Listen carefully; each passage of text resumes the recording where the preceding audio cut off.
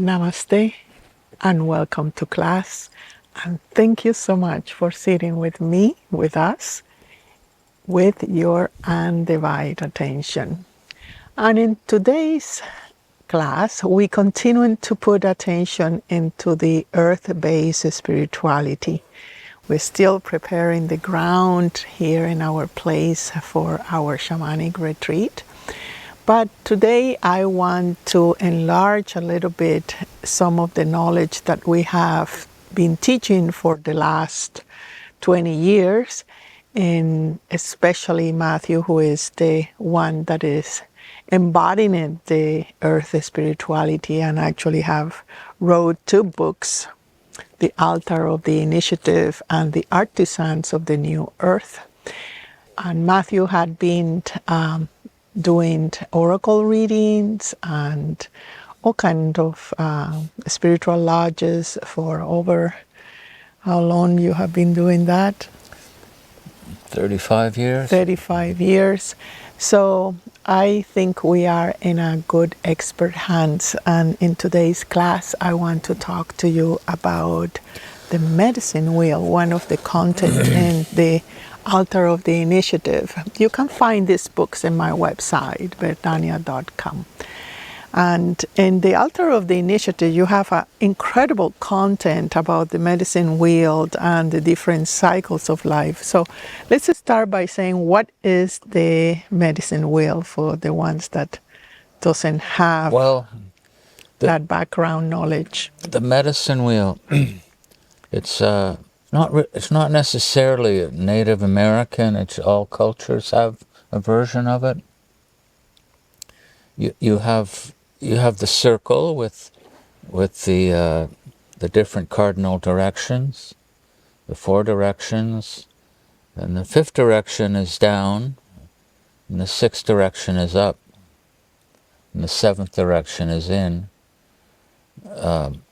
It's an aspect of what we call the medicine wheel. So it depicts kind of the cycles of life and the cycles of the psyche and the souls and the earth. It's kind of a universe clock, if I can put it that way. Yeah, like throughout Europe and Ireland, and you have these ancient sites which are based on the medicine wheel. You know, you have the summer solstice where you'll have a rock depicting the longest day, and then you'll have a low rock depicting the shortest day. And there's a place in Ireland called Newgrange where only on one morning of the shortest day will the sun be low enough to penetrate into the passage tomb. And the passage tomb represented, our inner passage, to the inner self on the shortest day, on the darkest day. And we can see that in Peru and in Egypt and mostly, as you say, in most archaeological sites. Well, they all have a certain alignment, with the stars and with the moon. But for us, like we have a medicine wheel every day. We have the sunrise and we have the sunset. We have the midsummer sun. We have the midwinter sun. So it's really for people who are in tune with the earth cycles and its utilizations and the prediction mostly of the agriculture. Like in Peru, they studied a lot about agriculture. Mm-hmm. There's one looks like an amphitheater.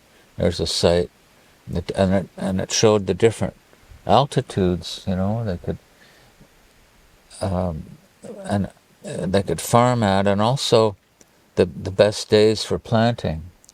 When is the best day for planting the corn and the beans and so on. Yeah, and in our modern times, what I love about this book is about that it's so applicable to your own personal thing when we understand the directions and what it contains. So Matthew, why we don't enter right away into the the meaning of each of the directions, and then we can talk more about how that will apply into your own life, how you can use the medicine wheel for clarity and groundness, and especially at these times where we so much need to reconnect with the earth base spirituality and see what we can extract the wisdom. So Okay, so on a certain level, you know, we've talked about the medicine wheel in a simple sense. right. You know, the sunrise, the sunset, the different seasons, the spring, the fall, the Yes. summer, the winter, each having a point. But in the book, this book talks about, like the Ultra Initiate talks about the cycles of human growth. So each direction has a certain cycle or life lesson, of which there are 7. Simply put, there's 7 stages of human growth. You know, from a very, very young soul to a very ancient soul, until finally there's a point of realization, where you finish the earth walk, and until we truly realize who we are, we're bound to the cycle of birth and death. So Cycle of what is the karma. first direction? Oh, the first direction. It's a soul who comes for a very, very short time. In certain native traditions, it's a child who only lives for 7 days, 7 weeks, 7 months, and it's just kind of coming and dipping your toe in. It's like you're in front of a very cold lake, you know, and you have no base at all about how to be here. So you just come and you dip your toe in, and you get a sense of, wow, this is cold. This is like, wow, what is this reality? The density and The yeah. reality, and it's like you haven't even touched on anything emotional, or you know, you're just tasting the basic emotions, fear and maybe joy, just for a brief time, and for that soul, that is a full lifetime lived, because it's well beyond time. You know, the 7 weeks can be a whole. There's not a whole lot of difference between 7 weeks and 70 years, or 80. You know, it's in terms of experience and what we learn. I love how Matthew and in that direction you really reconcile the death of children that are newborns, or they have 7 days, or 7 months or something, and it's something that it brings some calmness in my heart when I think of it. Say, okay, that was just part of their journey. That is very insightful, and among all other insights you have in the book. Because we look at it in terms of it's a tragedy. Well, I mean, Yes, it is, of course, for yes, what the parents have to go through and so on. yes, But if we go out through this area of the Ottawa Valley, it's all cemeteries, all these in these agricultural communities, and every family lost 2 or 3 children, very young. You know, you'll have they'll have the name, and they were only a few weeks old, or yes. you know, and every family lost children at a young age. Well, it's before modern science, you know. And also, I want to add to this that sometimes we have a 7-day timeline to complete certain projects, or something that is been birthed within you, and then it fade away. And for sometimes we torture ourselves and say, oh, I didn't complete that project and so on. But sometimes that gestation period needed to be in your psyche and your soul and your body for 7 days or 7 months, and it's a way to let go. And what is the second direction? Okay, the second direction is you go, okay, we tasted, the first direction we tasted the water. So we take a running jump and we jump in. That's just an example, just using that as a kind of an example. And it's like, wow, we have, this is like too much. We don't know how to swim, and the water's ice cold, we don't know how to swim, and we panic. And there's just no possibility, it's overwhelming, it's too much. And for that native tradition, that was suicide. You have a lot of suicides in native people these days. It's very sad.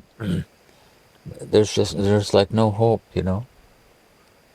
and they take their life. So this is the moment where you have no tools, you have you are in kind of emotional despair. base about how to be here. Yeah, and that's how the importance of reconciliation with the sense that I don't know, and the sense that how this works, that not feeling excluded. It's just being part of your cycle of being on Earth, and in the cycle of being in the new Earth as well, because it's not something that Earth is a permanent thing. It's shifting so quickly that the nervous system sometimes cannot hold that. And we see, and there are different kind of suicide, right? Like the checking out, where you still kind of have a body, but you're really mentally gone. That's a different story. Like, there's a lot of people that are just bodies with no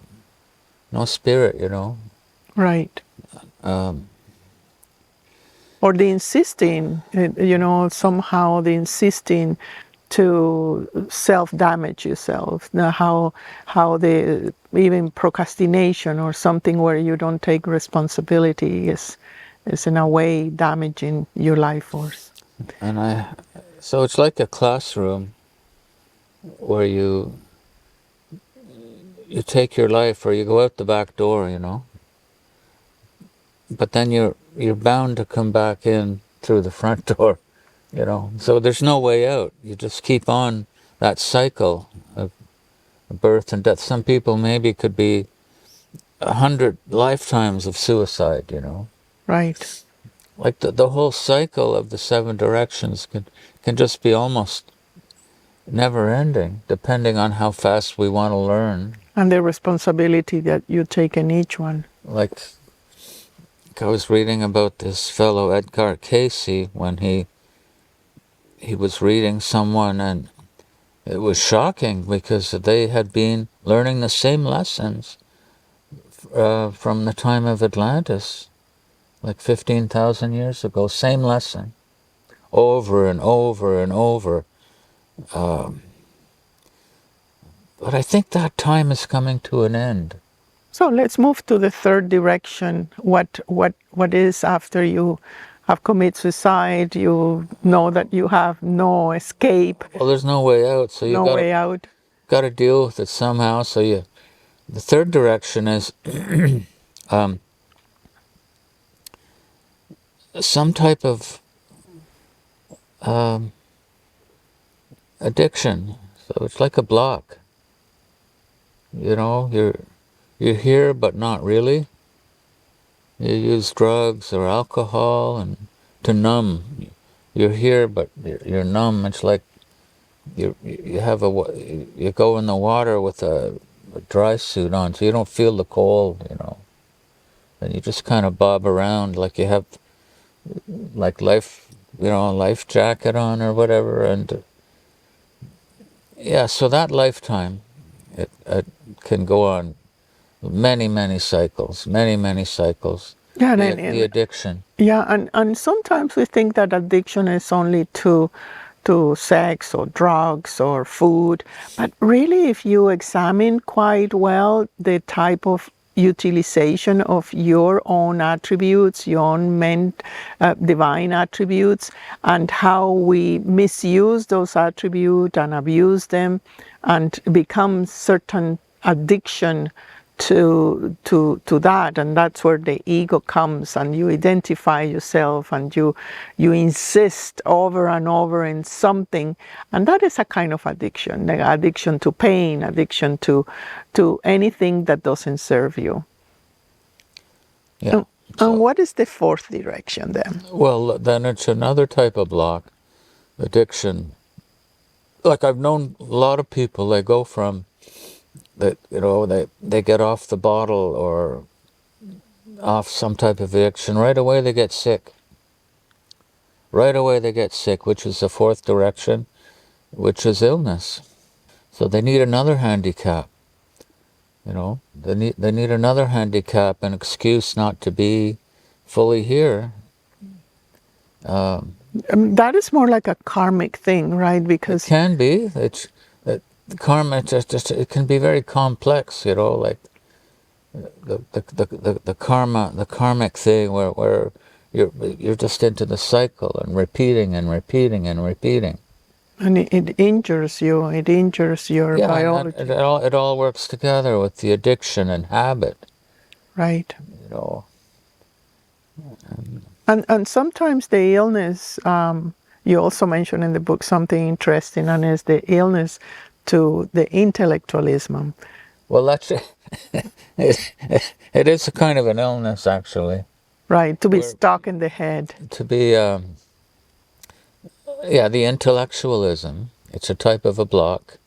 Yeah. Where you encapsulate reality in concepts, and you can thereby stay above, the feeling reality. Right, like I know the true better. Understanding. Yeah. The true understanding, which is based on being here, which is based on living.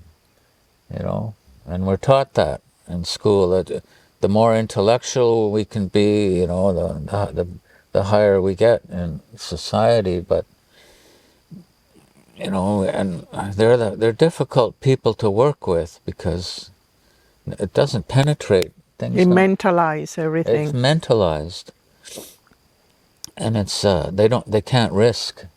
Right, there's no risk. It's a safe place to hang out, to be, and they're beggars, really, because it's that type of knowledge is learnt from somebody else. It's like a copy and paste kind of thing. Their life is an exercise in plagiarism.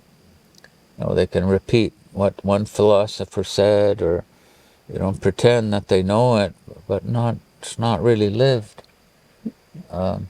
Also the misuse of logic, and maybe you can relate to that, because this is one of the passages of humanity, I think, right now, where everything have to be logically digest in order to be safe, in order to navigate the times, and don't give room for the feminine part that is more intuition and receptivity in attunement with what is in front of you.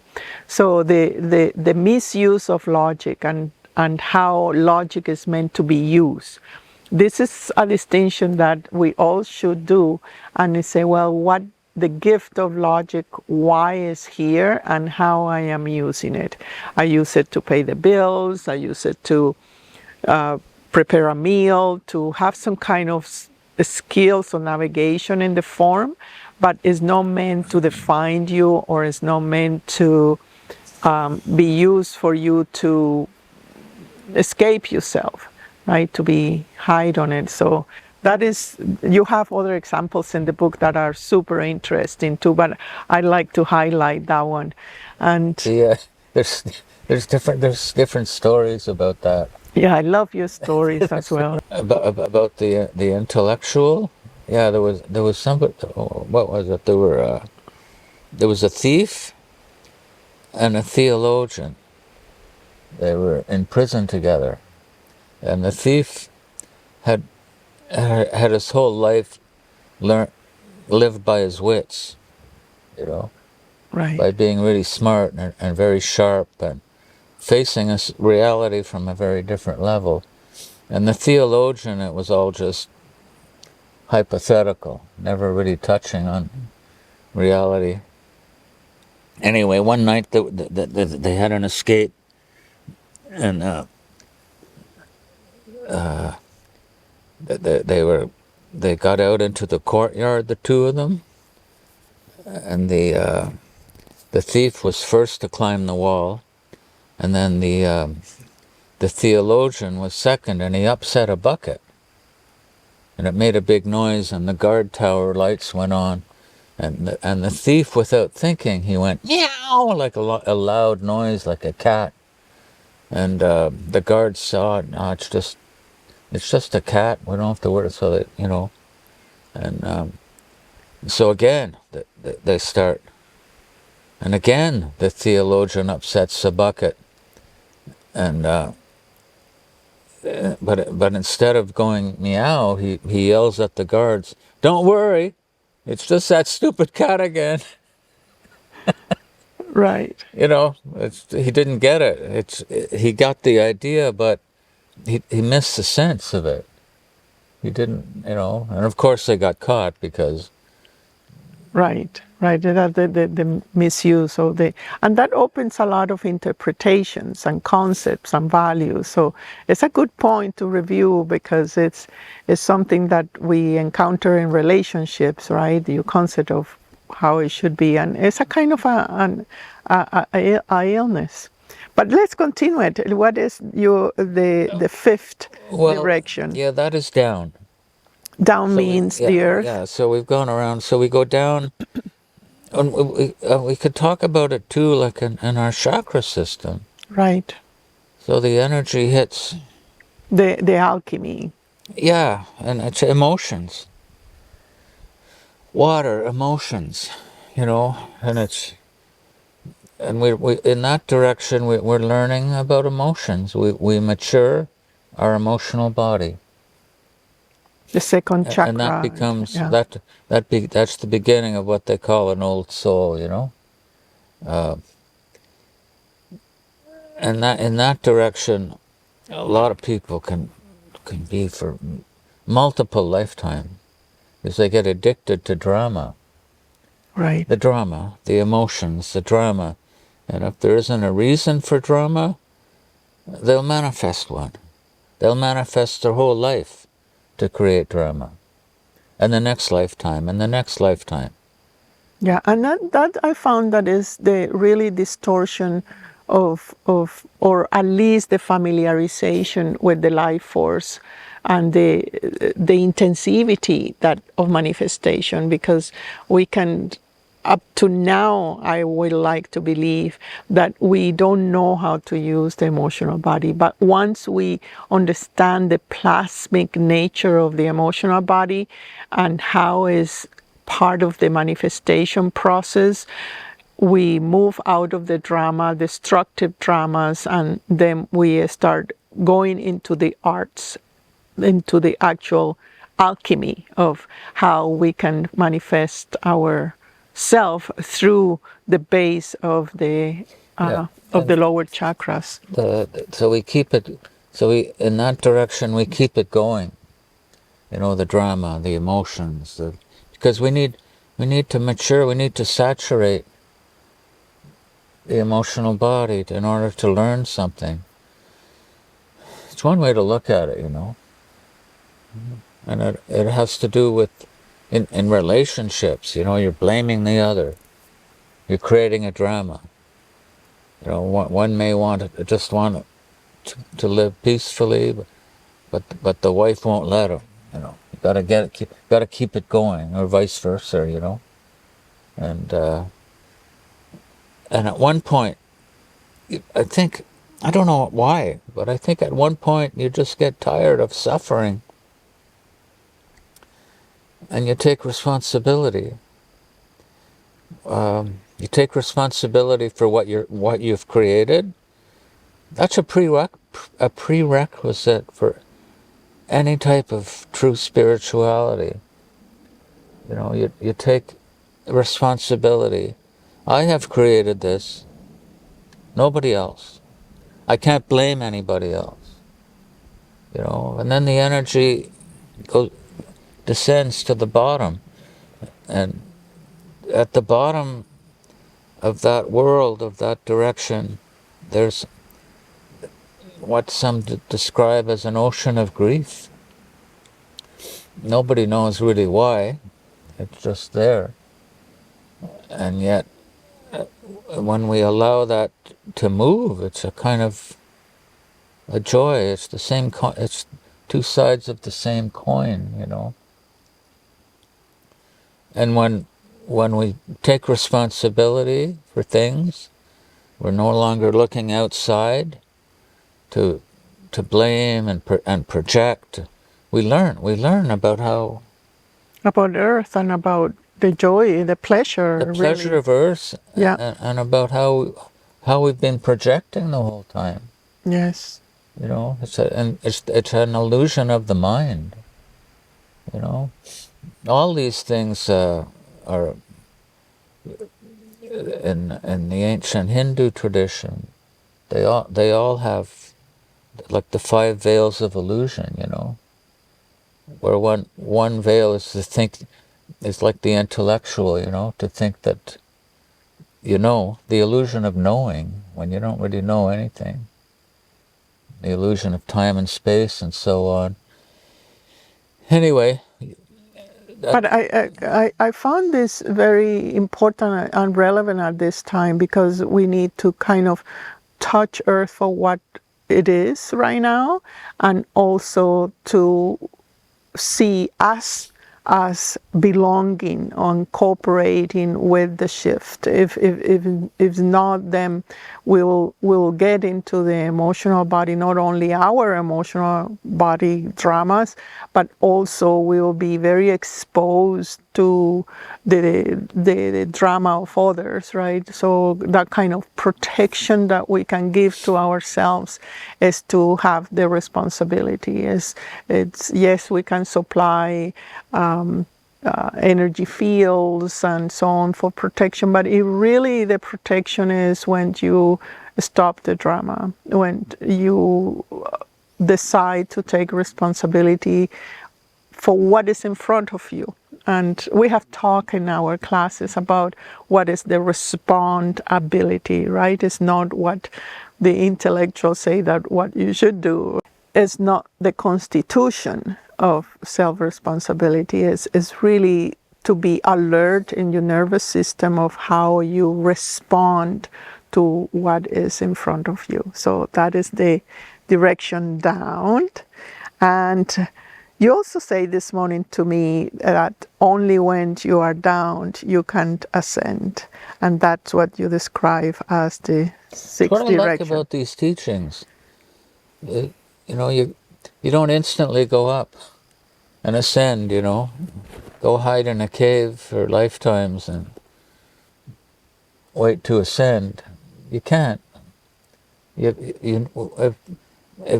To truly move on, to truly ascend, we need to be whole. We have to bring our whole self.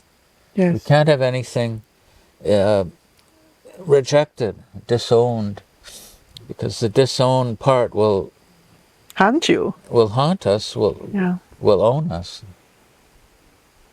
So we have that often about people have that about the emotional body. You know, they don't want to get involved in the world, but it doesn't. I don't think it works like that.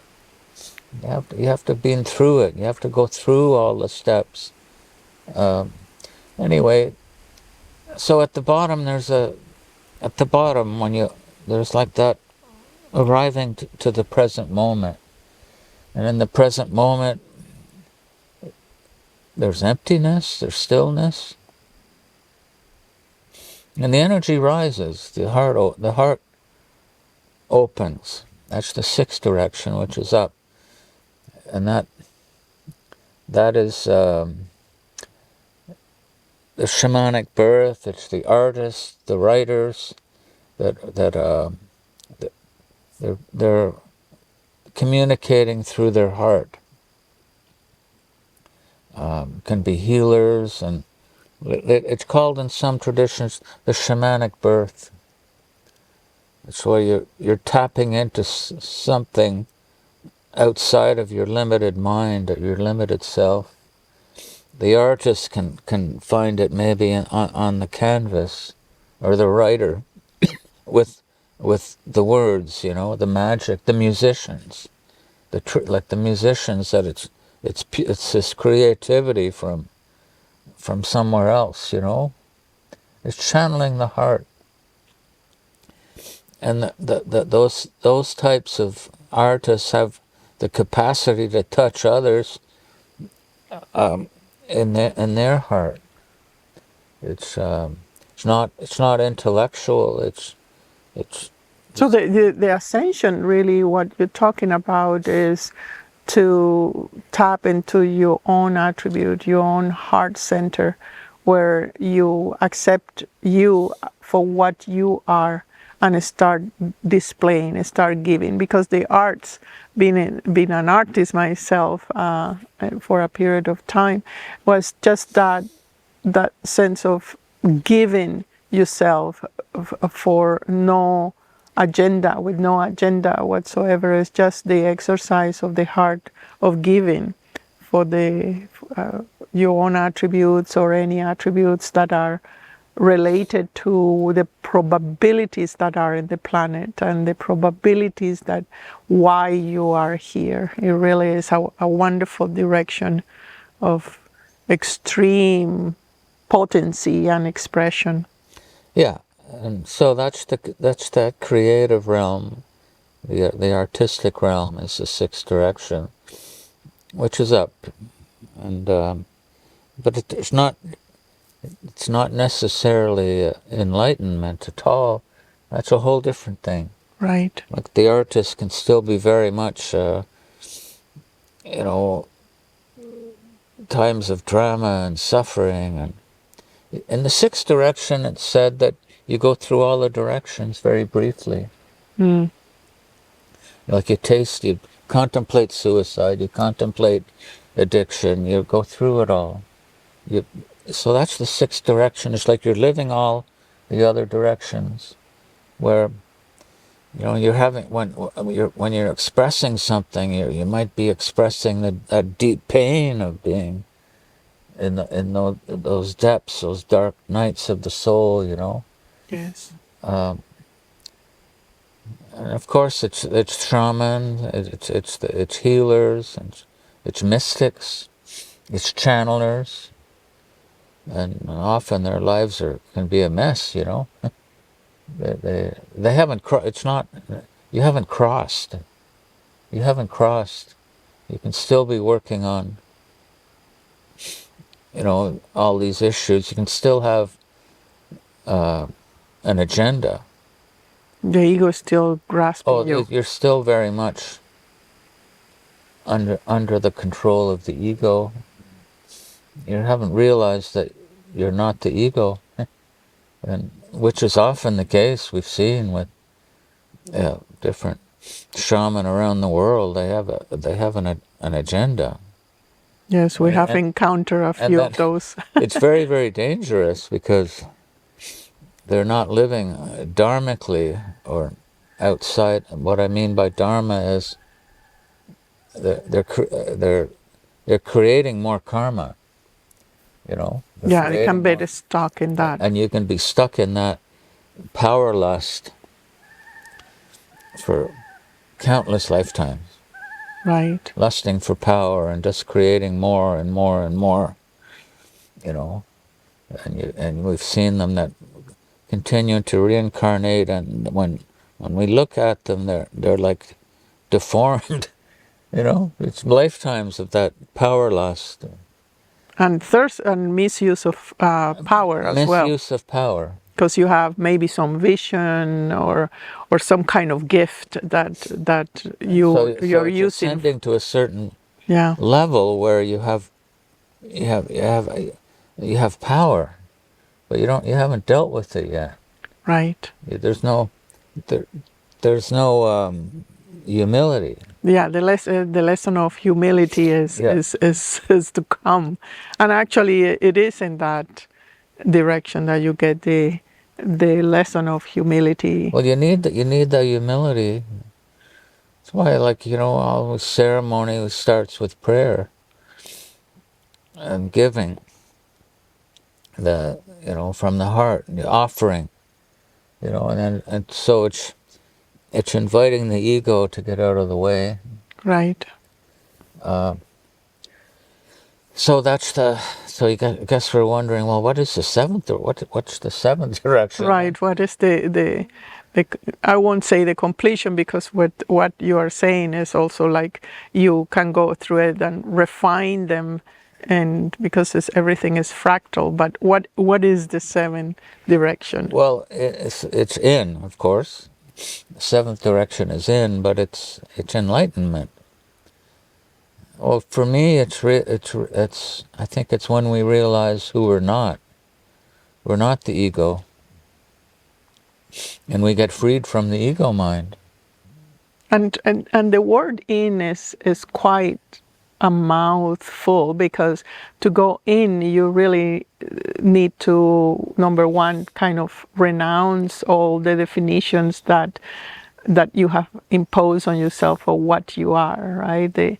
You have a big detachments from families, from concepts, from society, from absolutely everything that you use to define yourself. That's one thing. The other one is to have the actual courage to close your eyes and find that unknown territory, which you know because it's you in your pure form, but it needs certain commitment and simplicity and humility to go in and have the courage to detach yourself from the outside world and become under your own rules, under your own beliefs, not by anyone imposing anything on you.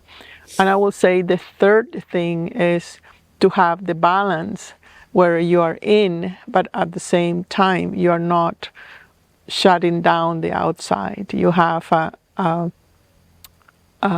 flow of communication, but once you're in, you are much more secure, more grounded, more stable, and you know that the impermanence is not going to destroy you, and that you are safe in that in.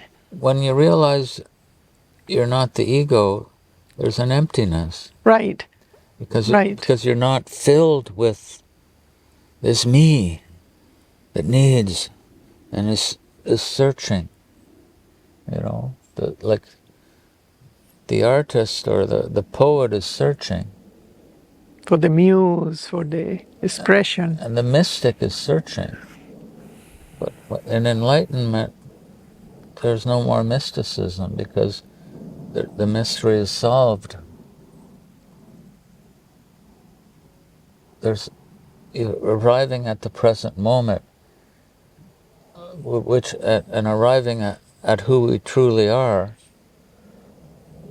which is nothing. Because when I say that, I mean, because we're used to the somebody, to thinking we're the somebody, right, who isn't. Right. So when we realize we're not that somebody who isn't, we arrive at the now. We arrive at the present moment.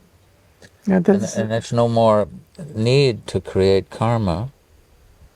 There's no more need to get involved in relationships too. And when one person realizes that, I call it the rules of non-engagement. I love that chapter. Lovely chapter. Yes. Well, that's in it. That's in the other book. The rules of non-engagement. No, I don't want to engage. It's It's got absolutely nothing to do with me. So I don't want to engage. Right. And then the other one can find somebody else to work with, to work out that with, or they can move on and drop it. And it's important for us to accept where in whatever direction you are, because you're talking about relationships, and until you don't fulfill the lesson of that direction, which can be humility or responsibility or courage, whatever it is, we cannot skip the wheel. That's Yeah. one thing. Another example too is like in the sixth direction, in the artist, it's like drop it and become. The Right. seventh direction is drop it and be nothing. There's nothing else to do. There's nothing more to fix or change. It's like you already are complete. It's a matter of realizing it. Yeah, and accepting what is for what it is. There's nothing to do. There's nothing to fix. There's nothing to change. You already are complete, and thereby you've come out of the cycle of constantly creating that loop, you know. And I have And then to, you have the potential then to move on out of the earth plane, right. you know. And I have to add that in each direction you do have support. You have a counselor, you have a healer, you have a teacher, you have it's somebody near your direction that is supporting you. That's why it's so important for each of us to distinguish what is your support system, who is supporting you, and you don't make a big loops, like if you're in the drama and you want to have an enlightened master, you can be sheltered and so on, but you probably need a coach or something that is more close to your own direction, so you are not creating more concepts on your healing and in your path. Because you see in the sixth direction you have the healer. Right. And the healer is, making you feel better about life, or making you're a healer. Yes. But in the seventh direction, you have a spiritual teacher. Is not there to heal you; is there to destroy you. Right. Destroy who you think you are. And it's the ultimate threat. It's the existential threat of the ego. So the healer is trying to heal you, or the teacher is trying to destroy you. Yeah, destroy the ego. Destroy the ego, and that's never an easy thing. It's many people they'll touch on it, and it's like, holy shit, we're out of here. Right. We're out of here. It looked really cool at the beginning, and then when when it's realized what is really going on, what has to be given up, the inner tyrant just says no, and often it'll aim at the destruction of the threat of the teacher, because if the existential threat can be eliminated, then the ego's safe. Yes. Matthew, have been a wonderful conversation. I hope that you have enjoyed and learned. Again, if you want to go deeper into that, there's not only these 2 books, we also have in the school, a course on the call of the shaman. We have put it where it's all earth-based spirituality and how you can practice and connect with the 5 elements, with the elemental world, and so on and so forth.